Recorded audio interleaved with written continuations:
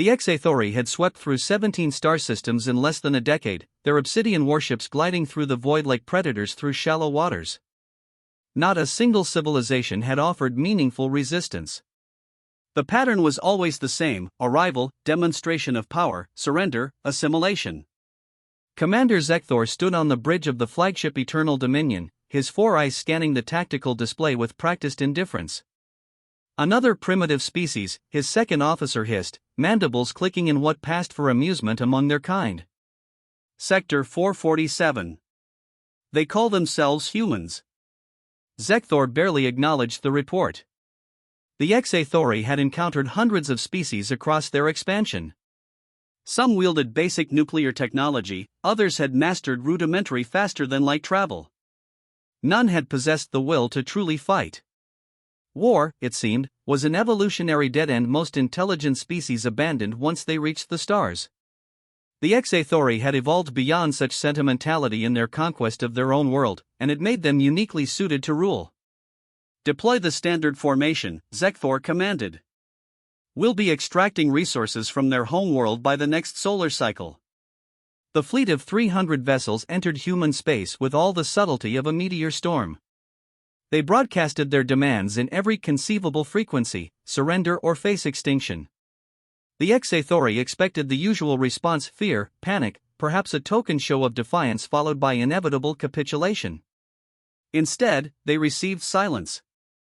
Then, at the edge of the Sol system, sensors detected something unexpected. Ships. Hundreds of them. No, thousands. Human vessels poured out from behind their moon, from orbital stations, from the shadows of their gas giants. They came in every size imaginable, from small fighters no larger than Xathori scout pods to massive dreadnoughts that rivaled their own capital ships. Impossible, Zekthor's tactical officer stammered. Their technology is generations behind ours. Our intelligence indicated they only achieved fusion drives 30 cycles ago. Then our intelligence was flawed, Zekthor growled. Begin standard intimidation protocols. Fire on the forward vessels. The Xathori opened fire with devastating precision. Particle beams capable of splitting asteroids lanced across the void. 3 human destroyers vanished in brilliant flashes of nuclear fire. The fleet waited for the retreat, the inevitable breakdown in enemy morale.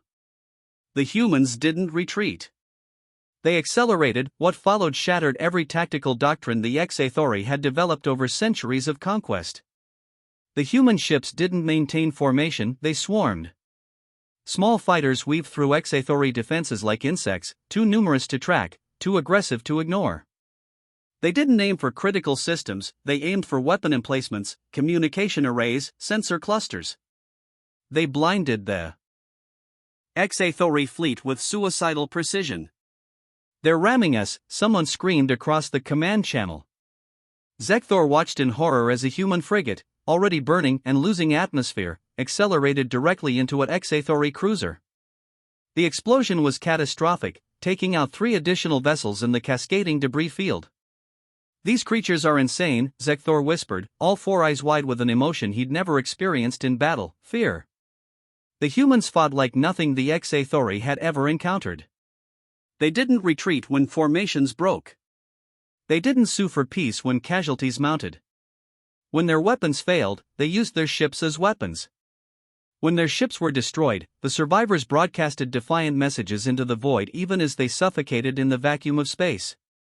Admiral Chen of the UHSF Indomitable watched the tactical display from Earth orbit. Her fleet was taking devastating losses, but the enemy was breaking. She could see it in their movements, the once perfect formations now scattered, the once coordinated attacks now desperate and reactive. "All ships, concentrate fire on their command vessel," she ordered, her voice steady despite the chaos around her. "Make them remember this day." The Eternal Dominion tried to retreat, but humanity had learned from every species the Xathori had conquered. They'd studied the Xathori tactics, their technology, their psychology from intercepted transmissions and ancient warnings from long-dead civilizations. Humans knew that the Xathori had never faced an enemy willing to pay any price for freedom. Zekthor's flagship shuddered under sustained bombardment. Hull breaches erupted across multiple decks. The commander looked at his remaining forces, less than half the fleet that had entered the system. They were the apex predators who'd forgotten that the galaxy was full of things that refused to be prey. All vessels, Zekthor transmitted, the words tasting like poison, retreat to hyperspace coordinates. Full withdrawal.